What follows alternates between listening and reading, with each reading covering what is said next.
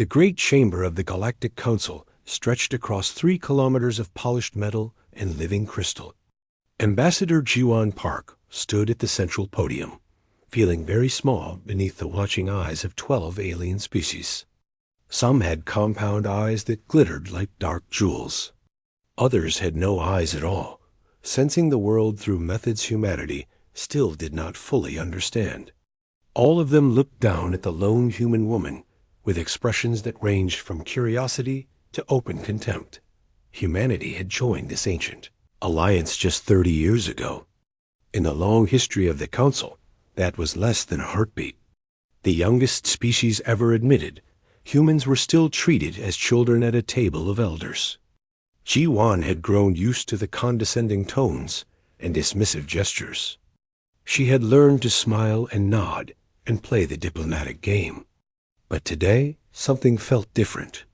The air itself seemed heavy with anticipation. High Arbiter Velmoth rose from his throne of woven bone and starlight.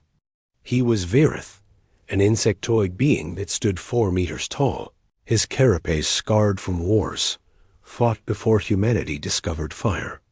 His voice came not from a mouth, but from vibrating plates along his thorax, translated instantly into every known language through the chamber's ancient systems. "The Council recognizes Earth's representative," Velmoth announced. "We have called this gathering to discuss a matter of great importance to our newest member." Ji-Wan bowed respectfully. "The people of Earth are honored by the Council's attention." "Indeed." Velmoth's compound eyes reflected her image 1,000 times. "For 30 cycles, humanity has enjoyed the protection and trade privileges of Council membership. You have grown prosperous under our guidance. Your colonies have spread to 17 worlds without interference. Your ships travel safely through space that once belonged to hostile powers."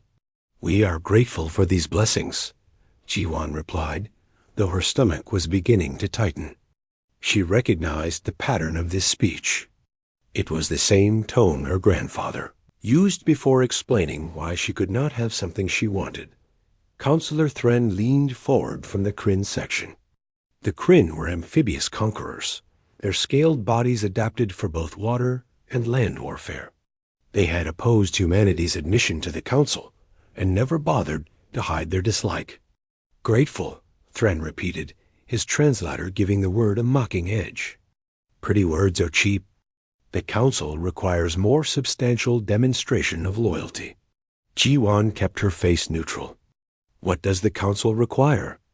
High Arbiter Velmoth raised one of his 6 manipulator limbs, and a holographic display filled the center of the chamber. Numbers and resource calculations scrolled across the light, too fast for Ji-Wan to follow at first. But as the display slowed, she felt her blood turn cold. "Civilizational tribute," Velmoth announced. "A tradition for younger species who wish to secure their place among us.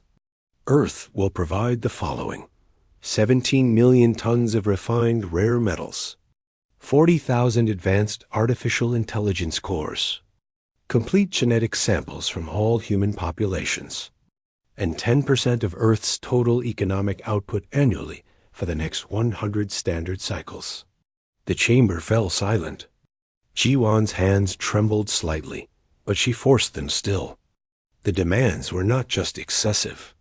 They were designed to cripple humanity for generations. The rare metals alone would strip Earth's asteroid mining operations bare. The AI cores represented decades of research and development.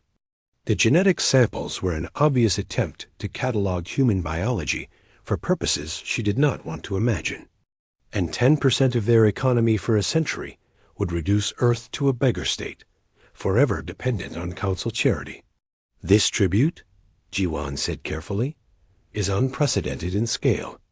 Surely there has been some calculation error."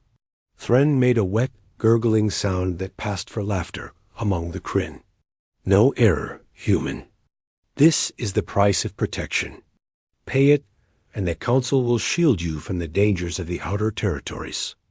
Refuse, and you will be expelled, left to face the void alone. 17 species have paid such tribute before you, Velmoth added, his tone almost gentle. They prospered under council guidance. Their civilizations endured. Can Earth afford to choose otherwise? Jiwan's mind raced through her training, her preparation, everything the diplomatic corps had taught her about council negotiations.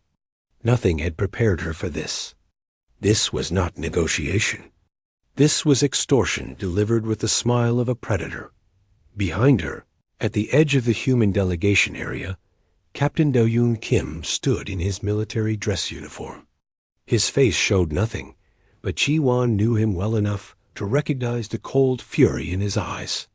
Do-Yoon had commanded human vessels against pirates and hostile alien raiders. He had faced death many times without flinching. But this chamber, with its ancient beings and older cruelties, represented a different kind of threat. I request time to consult with my government, Ji-won said. This matter requires deliberation at the highest levels. Velmoth's antennae twitched, perhaps with amusement. Of course. We are not unreasonable. You have 72 of your hours to accept the tribute requirements. The council will reconvene at that time for your answer. The dismissal was clear. Ji-won bowed again, maintaining every protocol, and turned to leave the chamber. The eyes of 100 species followed her exit. Some watched with pity, having seen this performance before with other young civilizations. Others watched with satisfaction, pleased to see the confident humans finally put in their place. Captain Do-Yoon fell into step beside her as they entered the corridor leading to the human ship. His security team spread out around them, hands near weapons that would be useless against the Council station defenses. They've been planning this, Do-Yoon said quietly. The tribute demand is designed specifically to target our strategic resources. Someone has been studying us. Ji-won nodded grimly. I noticed. The AI cores, the genetic samples. They know exactly what would hurt us most. What are our options? I don't know yet. Ji-won stopped walking and turned to face him. But I know this. If we pay this tribute, we're not partners anymore. We're property. And I didn't spend my life's work bringing humanity into the galactic community just to watch us become slaves. Do-Yoon's expression softened slightly. Then we fight? I don't know, Ji-won repeated. But I know we need to talk to Earth, right now. We have 72 hours to find an answer that doesn't end with humanity destroyed or humanity in chains. They resumed walking toward the Resilience. Behind them, in the great chamber, the council species were already placing wagers on humanity's response. The odds heavily favored submission. After all, every young species submitted eventually. The alternative was extinction, but none of them truly understood humans. Not yet. They saw a young species, primitive and weak, easily controlled through fear and economic pressure. They did not see the thousands of years of human history, filled with wars and revolutions, and peoples who chose death over dishonor thought they would learn. Soon enough, they would all learn. The emergency transmission reached Earth in seconds, carried by quantum-entangled relays that humanity had built in secret. Within an hour, the most powerful people on the planet were staring at holographic displays showing the Council's demands. The reaction was immediate, and Volcanic Director Haijin Choi stood in the strategic defense bunker beneath the Korean peninsula, her cybernetic eye processing data streams faster than any unmodified human could follow. Around her, military commanders and intelligence officers argued in a dozen languages, their words tumbling over each other in waves of anger and fear. They want to make us servants, General Young-Soo Lee growled. The Supreme Commander of United Earth Forces was a man built like a mountain, his gray hair cropped short in military fashion. Tribute for a century. Our children's children will be paying this debt. If we refuse, they destroy us, countered another voice. Finance Minister Da-hee Lim looked exhausted, her usually perfect appearance disheveled from the emergency summons. Their combined fleet is 50 times our size. We cannot win a direct confrontation, so we simply surrender? General Lee slammed his fist on the table. My grandfather fought against occupation. My father fought against occupation. I will not be the one to tell humanity that we chose slavery because the math was unfavorable. Director Haijin raised her hand, and the room fell silent. When the head of strategic defense spoke, people listened. Before we decide anything, we need to understand what we're really facing. Not what the Council told us, but the truth. She activated her personal display, projecting classified files across the room's holographic field. I've had my analysts reviewing every record of civilizational tribute in Council history. The Council claims 17 species have paid such tribute. That is a lie. The room grew very quiet. Only 3 species were ever forced to pay, Haijin continued. The Verith invented this tradition less than 800 years ago. Each species that paid was eventually absorbed into the Council power structure as a subordinate caste. They exist now as workers and soldiers for the elder races. Their original cultures are gone. Their governments are puppets. General Lee leaned forward. So this tribute is not protection. It is conquest in slow motion. Exactly. They weaken us over a century, make us dependent on their charity, then absorb what remains. By the time our grandchildren realize what happened, there will be no Earth culture left to save. Dr. Manho Kong, the chief scientist of humanity's Quantum Research Division, cleared his throat nervously. He was not comfortable in rooms full of generals and politicians, but his information was too important to delegate. There is something else, something the Council does not know. He pulled up his own display, showing complex equations and weapon schematics. For the past 50 years, humanity has maintained 2 separate technology development tracks. One we share with the Council, keeping pace with their expectations. The other we keep completely hidden. Hidden weapons? Finance Minister Dahi asked, her voice uncertain. Hidden everything, Mino replied. Propulsion systems that operate on principles a Council species abandoned 3,000 years ago because they considered them too dangerous. Weapons that do not interact with their defensive shields because we designed them specifically to bypass those shields. Tactical coordination systems that make human fleets function as a single organism rather than individual ships.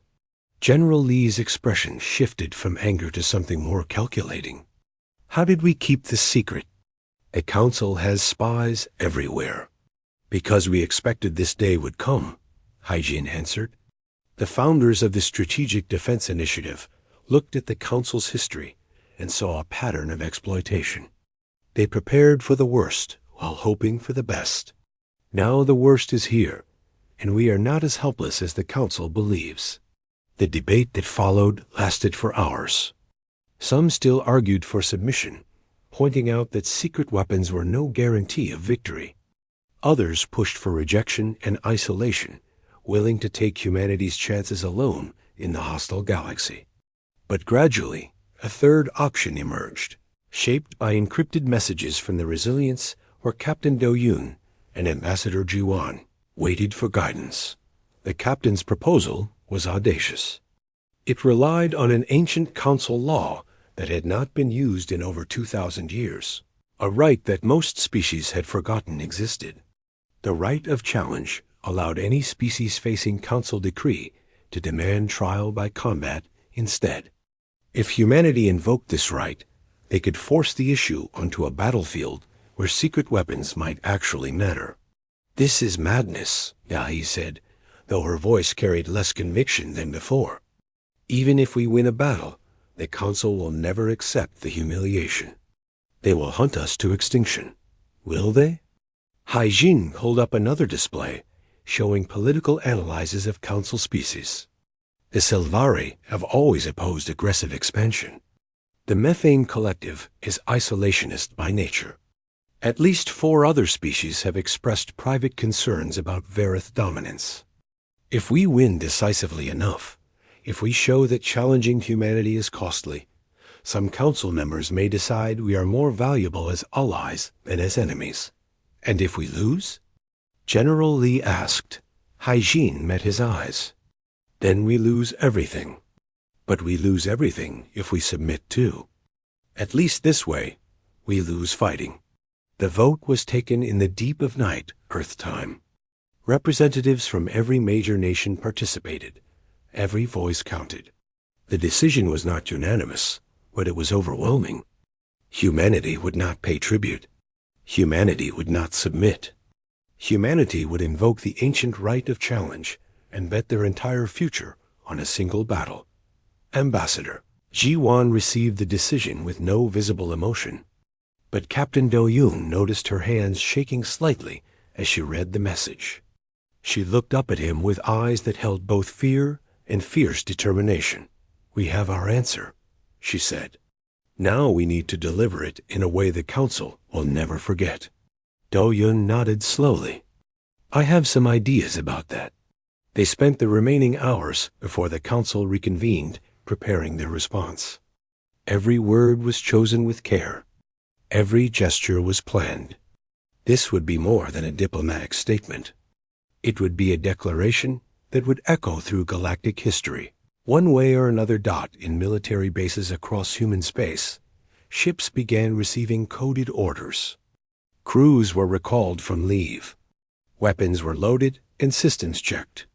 The largest mobilization in human history was beginning, hidden from Council sensors by the same technology that had kept humanity's true capabilities secret for decades. The clock counted down toward the moment of decision. 72 hours had never felt so short. The Council chamber was even more crowded than before. Word had spread across the galaxy that humanity would deliver their answer today, and every species wanted to witness the moment. Diplomats and observers filled every available space, their various forms creating a bizarre garden of alien life. The air itself hummed with translator signals and the quiet murmur of 100 different languages. Ambassador Ji-Wan Park walked to the central podium with measured steps. She wore the formal black of Earth diplomatic service, a single blue badge marking her rank. Beside her, Captain Do-Yoon Kim stood in full military dress. Every medal earned through genuine service, every ribbon representing a battle survived. They made a striking pair, small against the vastness of the chamber, but carrying themselves with quiet dignity. High Arbiter Velmuth watched from his throne with ancient eyes that had witnessed the rise and fall of civilizations. He expected submission. They always submitted in the end. The mathematics of power were simple, and humanity understood mathematics better than most. They would recognize the hopelessness of their position and accept the tribute with whatever small protests their pride required. "The Council recognizes Earth's representative," Velmuth announced. "You have had time to consider our requirements. What is humanity's answer?" The chamber fell absolutely silent. Ji-Wan could feel the weight of countless eyes pressing down on her.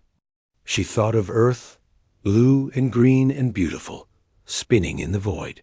She thought of children playing in parks and farmers tending fields and all the ordinary people who had no idea their fate was being decided in this alien hall. She thought of her grandmother, who had survived wars and famines and refused to bow to any power that demanded her dignity. Ji-Wan took a single breath, then spoke in a clear voice that carried to every corner of the chamber. "No." The word hung in the air like the aftermath of an explosion. For a long moment, no one moved. Then the chamber erupted into chaos. Counselor Thren surged forward from the Kryn section, his scales flushing dark with anger. "Insolence! The Council does not accept refusal." Other species joined the outcry. Some demanded immediate military response. Others called for humanity's expulsion from Council space. The noise became a physical pressure, waves of alien voices crashing against the small human delegation. Through it all, Ji-Wan stood unmoved. Captain Do-Yun's hand rested casually near his ceremonial sidearm, a weapon that would be useless in actual combat, but made a statement nonetheless. They waited as the storm of outrage slowly exhausted itself. High Arbiter Velmuth raised his manipulator limbs for silence. It took several minutes for order to return. When he spoke, his translated voice carried an undertone of genuine surprise beneath the official gravity. Perhaps the translation was unclear. "We are not offering negotiation, Ambassador. The tribute is required. Refusal means expulsion from Council protection and all consequences that follow." Ji-Wan nodded respectfully. The translation was perfectly clear, High Arbiter. Humanity declines to pay tribute. We decline to surrender our resources, our technology, and our genetic heritage to the Council's control. We decline to become the next civilization, absorbed into your empire under the disguise of protection. The chamber rippled with shock. No one spoke to the Council this way. No young species had ever dared to openly name the exploitation that everyone secretly understood. Captain Do-Yun stepped forward. Taking position beside Ji-Wan, his voice was calm. The voice of a man who had faced death before and knew exactly where he stood. Humanity has studied Council history with great care. We know what happened to the species who paid this tribute. We know about the Shalaxer, now servants in your shipyards. We know about the Windari, whose homeworld is a mining colony for Verith interests. We know about the Thurin, who no longer exist as a distinct culture because they were absorbed so completely that nothing remains. Velmuth's antennae twitched rapidly, a sign of distress he could not fully control. "These are baseless accusations. They are documented facts," Do-Yun replied. "Hidden in your own archives, yes, but not destroyed. We found them. We studied them. And we decided that humanity would rather die free than live as another cautionary tale in your records." Counselor Thren made a harsh sound that might have been laughter. "Then you will die. Our combined fleet will reduce your worlds to ash within a month. Perhaps." Do-Yun turned to face the Kryn directly. "But before that happens, we invoke the right of challenge under Article 7 of the original Council Charter." The silence that followed was different from before. This was not the silence of surprise, but of genuine shock. Counselor Maitesh of the Sylvari, an ancient being of crystalline structure who had not spoken in decades, suddenly raised her voice. "The right of challenge has not been invoked in over 2,000 years. The last species to use it was destroyed as an example." "We are aware of the history," Ji-Wan said, "but the right still exists in your charter. We invoke it now. Let those species who voted for the tribute prove their conviction through strength rather than political manipulation. Ship-to-ship combat, equal numbers, neutral ground. Winners take nothing except the right to exist on their own terms." The Council delegates began arguing among themselves.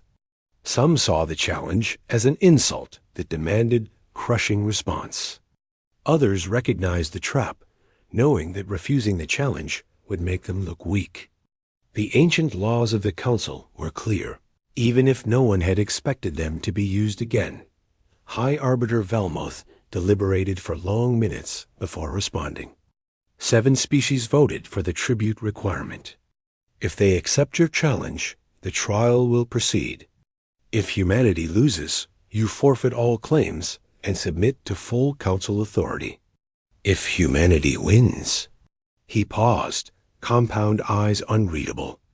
"If humanity wins, the tribute demand is withdrawn, and you retain full member status. Those terms are acceptable." Ji-Wan said. One by one, the 7 species who had voted for the tribute announced their acceptance of the challenge. Pride would not let them refuse. The Kryn accepted immediately, eager for the opportunity to crush human arrogance in open combat.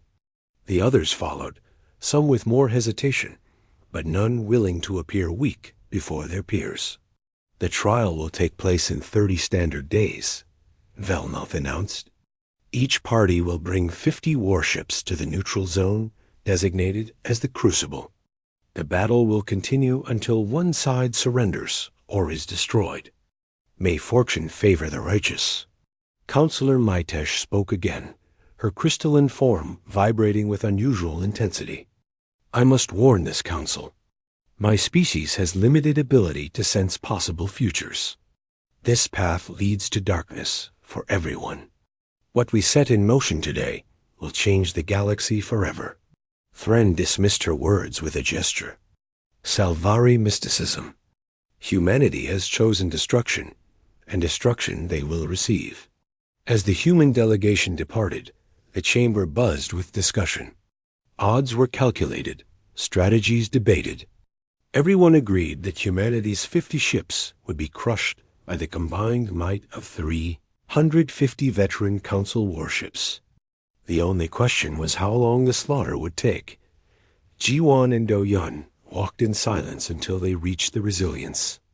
Only then did the ambassador allow herself to sag against the corridor wall, exhaustion finally showing on her face. It's done, she said quietly. Now everything depends on our fleet. Do-Yun put a hand on her shoulder. You did your part. Now let us do ours. 30 days is enough time. When we meet them in the Crucible, they'll learn exactly what happens when you push humanity too far. Somewhere in the depths of human space, 50 warships began their final preparations. They carried weapons the Council had never seen, powered by technology that should not exist, crewed by men and women who had trained their entire lives for this moment. They were outnumbered 7 to 1. They were not afraid. The Crucible was a region of empty space, far from any star. A black void chosen specifically because there was nothing worth fighting over except pride and survival. Observer ships from across Council space gathered at the designated safe distance, their sensors trained on the battlefield below. Billions of beings across the galaxy watched the feeds, eager to see humanity humbled. Admiral Sungwoo Kim stood on the bridge of the Resilience, watching his tactical display fill with enemy signatures. 350 warships from 7 species arranged themselves in traditional formation, their commanders confident in overwhelming superiority. The Kryn alone had brought 80 vessels, each one a massive dreadnought bristling with plasma cannons and missile batteries. The combined firepower of the enemy fleet could reduce Earth itself to molten slag. Against this armada, humanity had brought 50 ships. They were smaller than their opponents, lighter armed by conventional standards, crewed by men and women who knew the mathematics of their situation. But they had also trained for this day since the first human ship left Earth's atmosphere.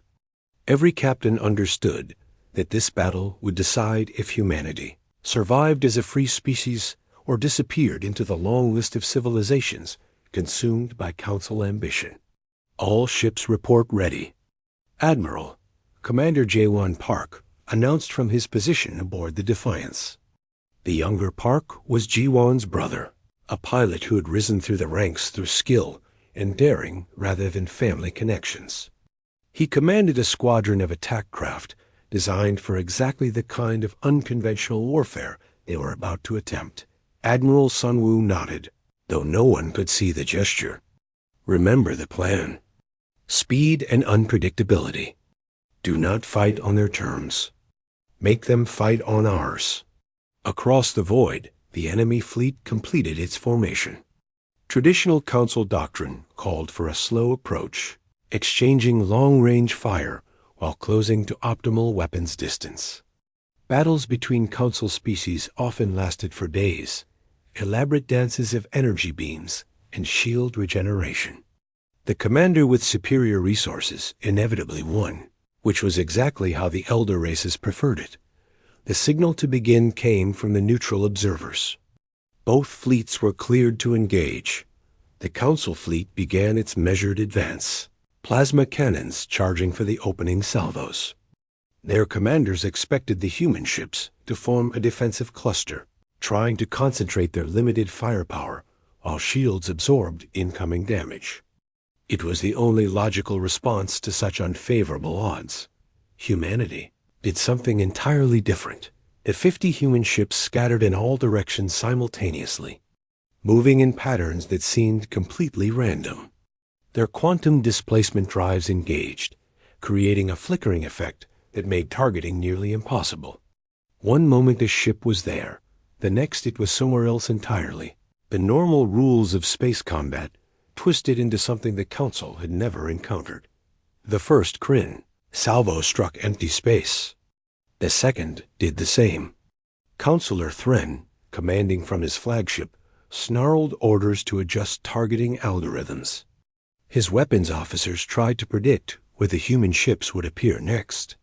They failed. Commander J1's squadron dove through the enemy formation at speeds that should have been suicidal.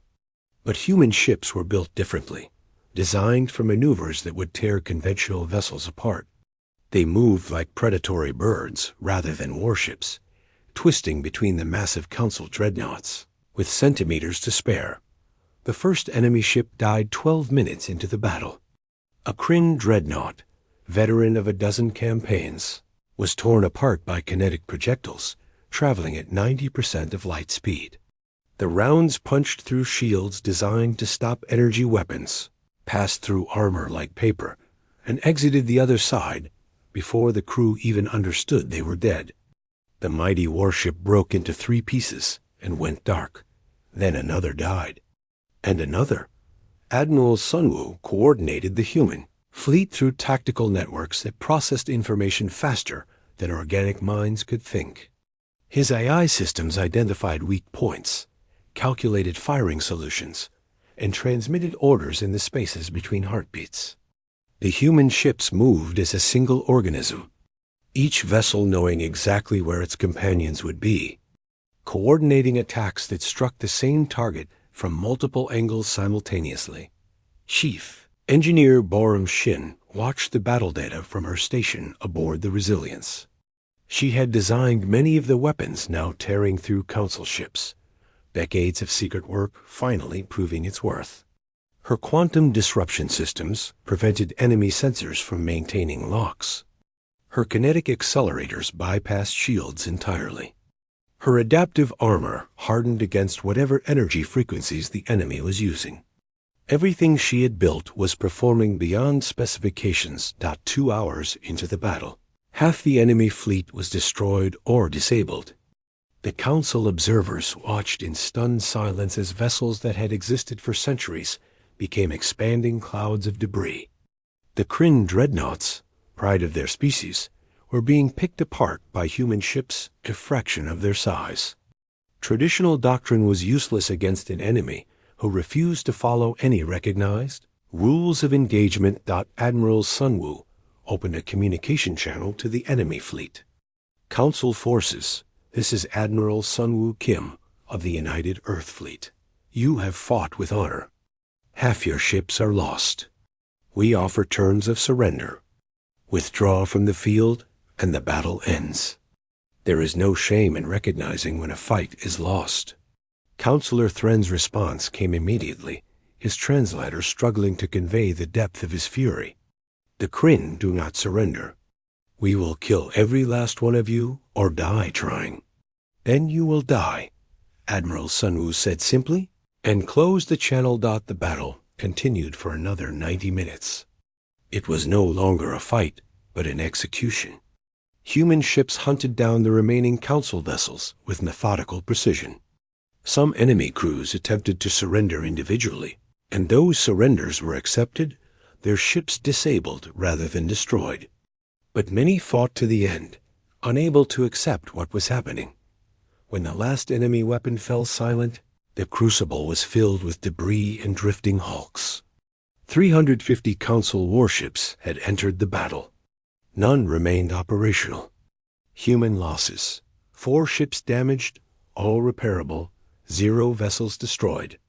Crew casualties numbered less than 200, mostly from a single unlucky hit that penetrated the Defiance's secondary hull. Commander J1 Park, bleeding from a head wound, but still at his station, looked at the field of destruction around him. "Did we actually just do that?" "We did," his communications officer replied, voice trembling with exhaustion and disbelief. "We really did." Admiral Sunwoo transmitted his final message to the Council observers, knowing it would be heard across the galaxy. "The trial is complete. Humanity has answered the Council's challenge. We do not desire war. We desire respect. The choice of which you receive has always been yours." The observers transmitted the results back to Council space. The impossible had happened. A species 30 years into the galactic community had annihilated a combined fleet of 7 elder races. The political implications were staggering. The military implications were terrifying.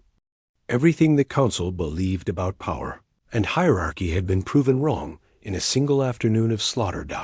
In the Great Chamber on Virith Prime, High Arbiter Velnoth received the report with compound eyes that had seen many shocks over his long life. But nothing had prepared him for this.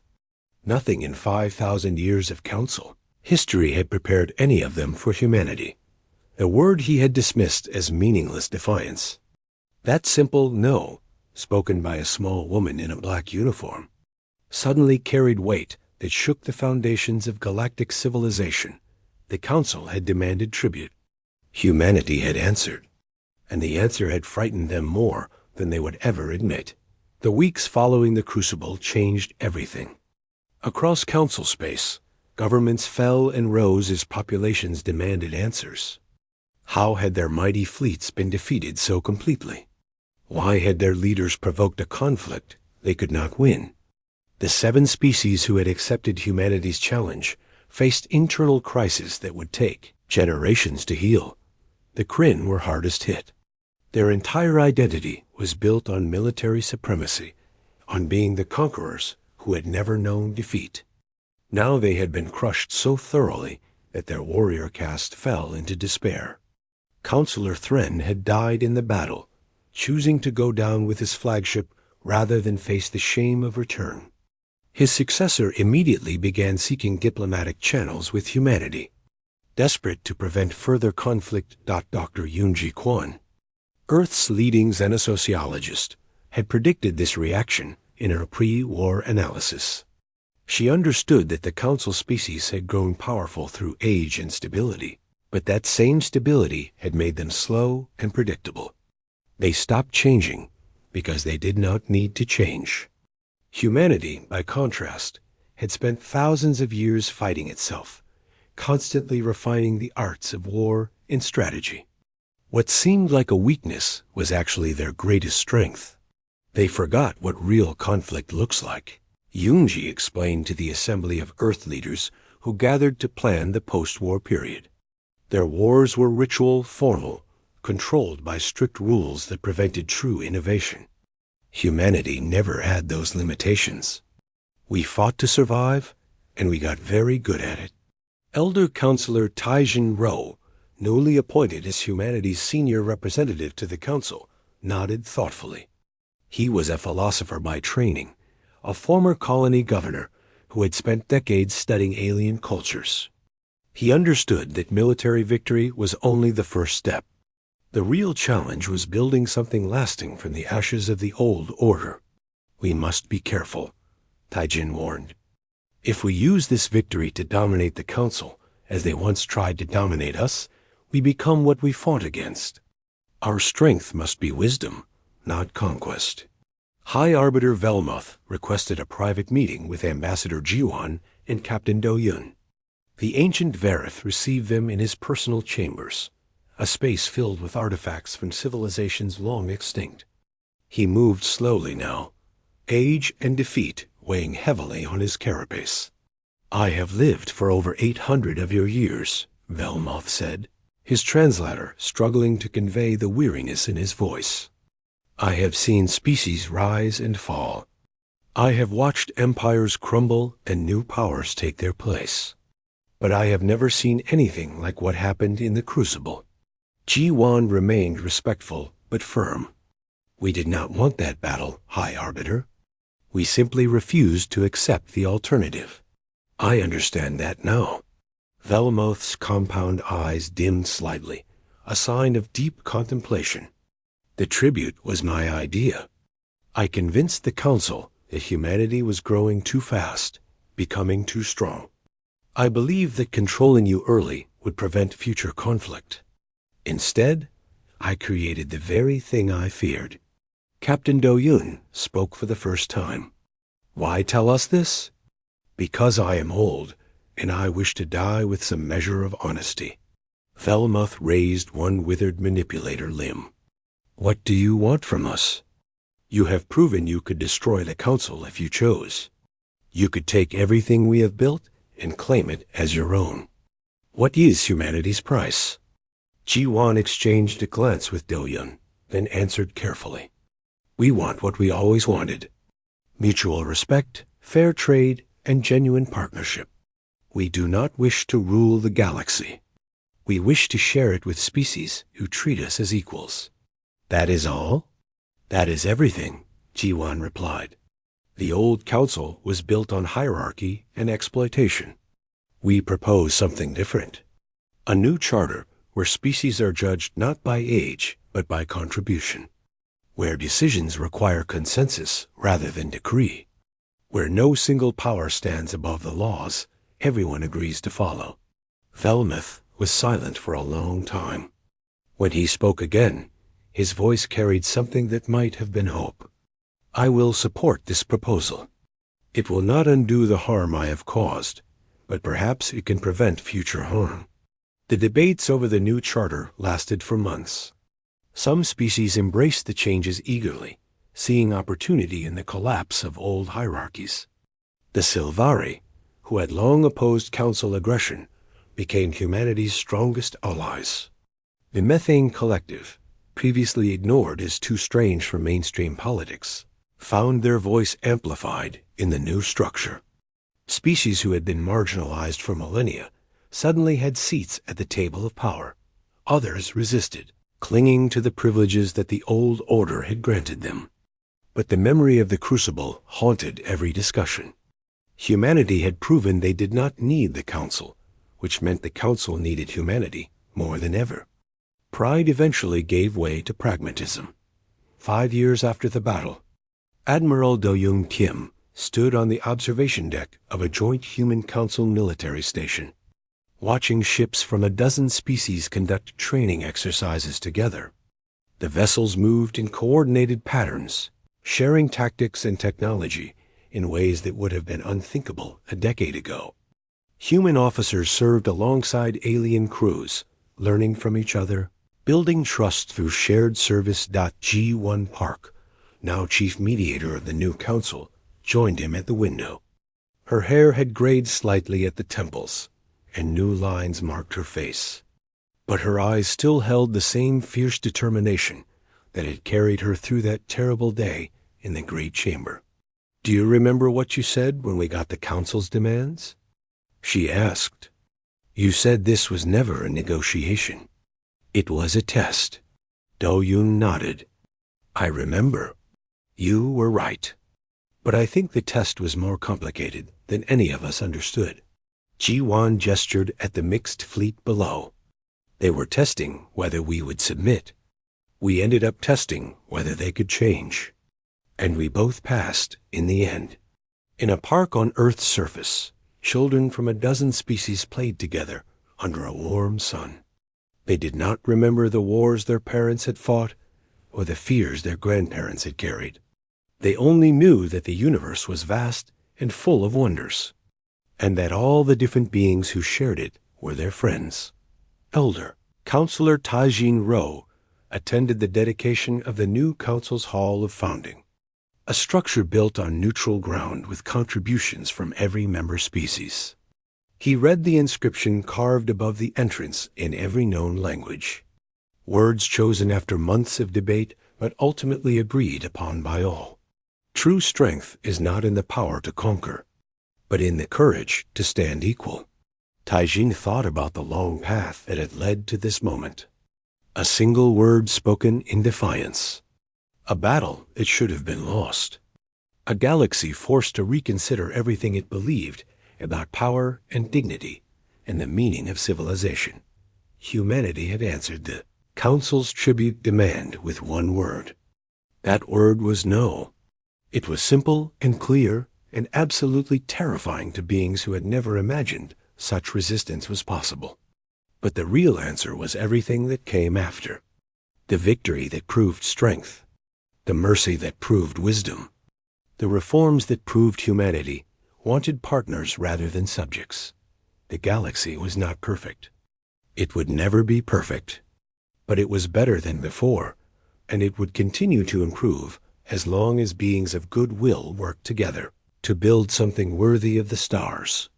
And somewhere in the eternal records of the new council, a small notation marked the beginning of a new era.